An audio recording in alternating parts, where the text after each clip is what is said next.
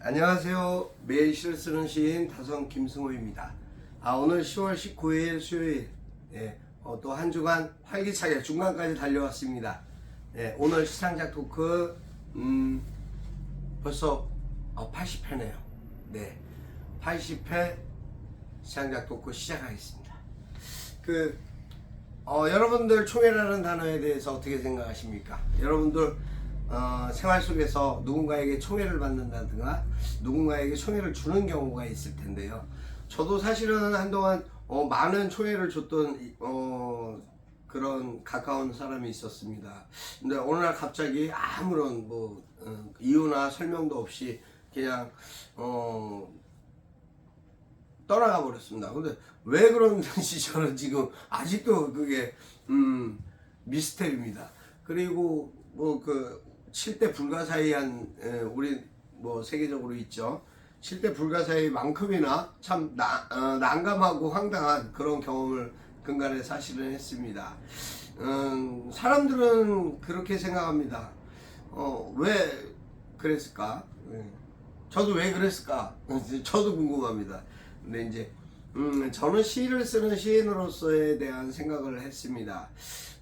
나름 이유가 있겠죠. 나름 사정이 있겠죠. 뭔가 자신이 받는 총애가 부족했다고 생각하실 수도 있을 것 같고, 또 한편으로는 그것이 너무 과했지 않았나 싶기도 하고요. 사실 어제 이제 지난 밤에 생각지도 못한 장소에서 참 좋은 그런 말씀을 들었습니다. 이제 공학적으로 이제 숫자에 일을 하시는 분이라 일상생활 자체가 굉장히 이제 자신은 좀 이렇게 좀 뭐랄까 막 딱딱하고 좀 숫자에 대한 이과 쪽이 원래 좀 그렇지 않습니까? 근데 계산적인 어떤 그런 부분들로 자신의 마음적 감성이나 어떤 그런 여유가 마음적인 어떤 그런 생각들이 좀 부족했었는데, 저의 시를 매일 접하면서 참 존중감도 들었지만 자신에 대한 마음을 다시 한번 터치해보고 생각해보는 그런 시간들을 갖고 계시다는 말씀을 들었습니다. 너무 과분한 칭찬이어서 몸둘 바를 몰랐습니다만, 어쨌든 그런 부분들도 하나의 기쁨이 되겠지만, 누군가가 내 글을 매일 보고 있구나 라는 생각을 하면서 제가 가진 생각은, 내가 좀 더 깊이 있고 의미 있는 그런 글을 누군가에게는 좀 더 힘이 되고 위로가 되는 글을 써야 되겠다라는 그런 저 자신에 대한 경각심을 더 갖게 되었습니다. 누구를 위한 것도 중요하지만 사람이 살면서 나 자신을 위한 것도 너무 중요하죠. 그래 저도 저 자신을 위한 삶에 대한 최소한 어떠한 부분에까지는 어떻게 좋은 글을 어떤 식으로 써야 될까라는 생각들. 그래서 이왕이면은 과격하고 부족한 좀 뭐랄까 함부로 언어를 활용하고 사용하는 그런 모습이 아닌 좀 더 정제된 그러한 언어의 기품이랄까 그런 품위를 좀 살릴 수 있는 그런 단어들과 언어의 고급화를 위해서 좀 더 노력을 해야 되지 않을까 그런 생각을 했습니다. 사람들마다 이제 저마다 하고 있는 특성이나 자신의 일에 따라서 다 다릅니다. 다를 수밖에 없겠죠.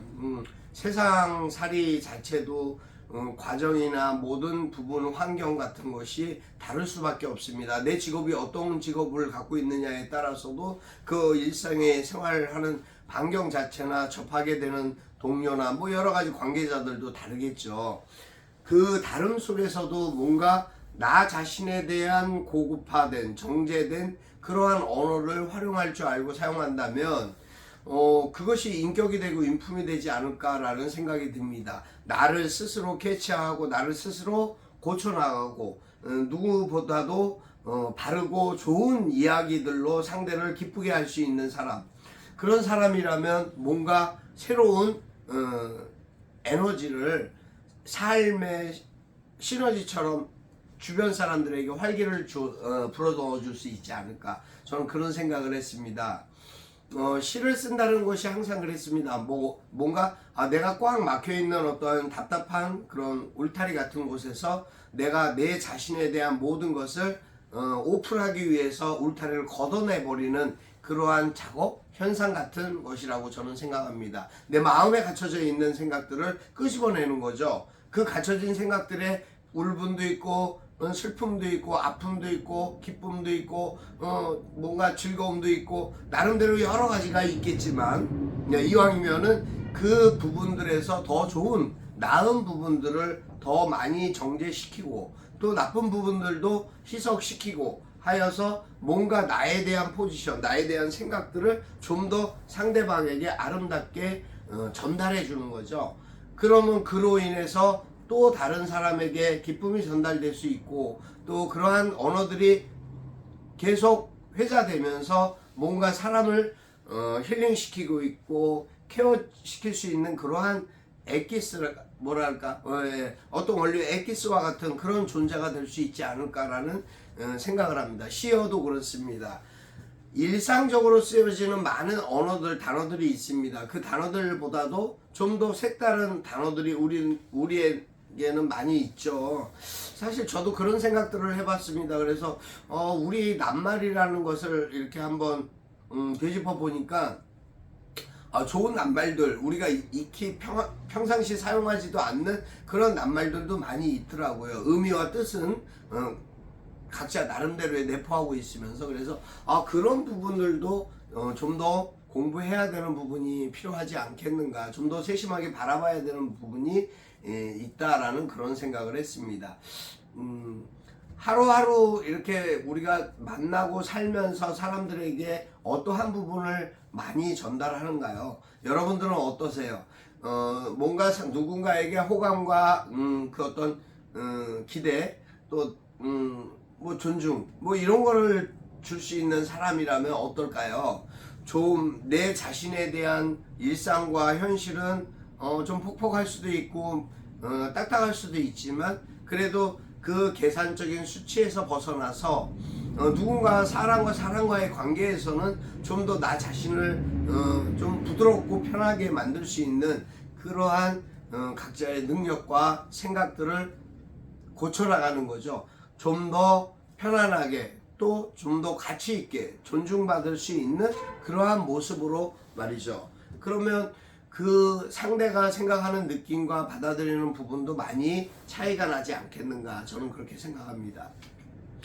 똑같은 A와 B라는 사람이 있을 때 그 A라는 사람은 가진 어떤 역량이나 느낌이 전혀 사실 많이 부족하고 B라는 사람은 역량과 모든 것을 다 갖추었어요. 근데 A라는 사람보다 B라는 사람이 존중받을 것 같지만 일상적으로 나가보면 대중에서는 A를 더 존중하는 경우가 있습니다. 그건 왜 그럴까라는 생각을 제가 잠깐 해본 적이 있는데요. 정제되지 않은 그 삶 속에 있는 그대로의 모습을 A는 비춰주고 있고 B라는 부분은 자신이 갖춰진 모든 것을 내세우는 것만 하고 있는 거죠. A는 그것을 절제하면서 뭔가 자신에 대한 것을 좀 더 순화시키려고 노력하는 그런 A와 B의 차이가 있었습니다. 그러니까 사람들이 바라보는 그 어떤 접하는 입장에서는 그 부분이 뭔가 좀 더 다른 기대치나 발전적인 어떤 상황으로 비춰지거나 바라보고 있다라는 거였습니다. 그래서 그러면 이왕이면 만약에 A가 B 같은 모든 것이 갖춰진 상황이 된다면 A라는 사람은 더욱 더 많은 사람들로부터 촉망받고 총애받을 수 있는 그런 위치로 갈 수 있겠다라는 그러한 어떤 기대치라는 생각을 했습니다. 그런 부분이 충분히 있을 수 있겠죠. 없는 사람이 없는 상태에서 갑자기 생기면은 그것을 잘 조율할 수 없고 구분할 수 없어서 망하는 경우가 많습니다. 로또 당첨자들이 그렇습니다. 불행하다고 하더라고요. 더 왜냐하면 관리 능력이 없으니까 더 그렇지 않겠습니까? 근데 있었던 사람이 하는 것과 없었던 사람이 갑자기 생긴 부로 인해서 하는 것은 너무 많은 편차가 날 수밖에 없겠죠. 그래서 그 중요한 것은 관리할 수 있는 능력도 중요하지만 없다 하더라도 없는 상태에서의 재테크 방법이나 모든 운영 방법을 자신이 습득하고 있다라고 한다면 갑자기 로또가 맞아서 부가 생겼다 하더라도 그 부분에 대한 흔들림이 없는 삶을 영위할 수 있고 더욱더 안정적이고 기반되어 있는 그러한 삶을 살아갈 수 있지 않을까, 그런 생각도 사실은 해보게 되었습니다. 시라는 것도 그렇습니다. 여러분, 시도 내가 매일 쓰면서 습작하지 않으면서 가끔 내가 갑자기 떠오르는 시상이 있었어 그건 말뿐이고 허상입니다. 하지만 내가 매일 노력하고 습작하면서 내가 내 시어를 끄집어내는 노력을 작업을 계속할 때 창작이라는 존중받을 수 있는 가치가 거기서 탄생하는 것이죠. 매일 표현하고 습작하고 표현하고 습작하고 표현하고 습작하고 내 것을 내 안에 있는 내성적 그 안에 있는 모든 생각들, 나의 경험들, 감성들을 끄집어내서 융합시켜 주는 겁니다. 융합시켜 주는 그 자체의 언어와 단어들이 시어가 될 수 있는 것이죠. 아무튼 여러분들의 시 창작 그 부분에 대해서 좀 더 발전적이고 지향적인 그런 부분들이 된다면 너무 좋겠습니다라는 그런 바람을 드리면서 저는 가을 시리즈 이어갑니다. 오늘은 가을이 기억한 곳이라는 시를 썼습니다. 읽어드리겠습니다. 가을이 기억한 곳, 다선 김승호. 1년 전 그때 그 모습 그대로 나는 이곳에 가을을 본다. 처음 가졌던 공짜 커피의 기억도 두런두런 앞으로의 바램도 그곳에는 가을과 함께 또렷하게 남아 있었다. 파란 하늘에 흰 구름이 두둥실 내 마음을 뛰게 하던 희미해진 목소리. 작은 연못의 금붕어도 여전히 가을을 즐기고 있었다. 호젓한 작은 정원이 주는 커다란 기쁨도 소망도 가을을 남기고 가버린 신이도 그림자조차 희미한 순간들 다시금 쉽게 마음 열어 홀로 뜨겁지도 차갑지도 않겠노라는 다짐에 찾은 이곳에서 혼자 가을을 바라본다. 여기까지입니다. 사람이 살면서 느끼고 접하게 되는 많은 일들이 있습니다. 내가 아무리 좋아도 그것이 아무리 좋은 것이라도 내가 취하고 싶지 않으면 취할 수 없고 내가 좋다라고 느끼지 못하면 좋지 않은 것과 같이 사람의 생각이나 마음이라는 것이 너무나 많은 층을 갖고 있습니다. 사람의 인격적인 부분도 마찬가지인 것 같습니다. 아무리 가진 것이 많아도 가진 것이 많다 그래서 덕망이 있는 것은 아니고 가진 것이 없다 그래서 초라한 것은 절대 아니라는 것이죠. 여러분 어떻게 생각하십니까? 오늘 수요일입니다. 날씨 좋습니다. 가을입니다. 가을날 만끽하시고 또 갑자기 환절기라 추워진 날씨로 인해서 기온차가 좀 심합니다. 감기 걱정하셔야 됩니다. 항상 건강 유의하시고 기쁨 잃지 않는 오늘도 행복하고 활기찬 그런 하루 되시기를 바랍니다.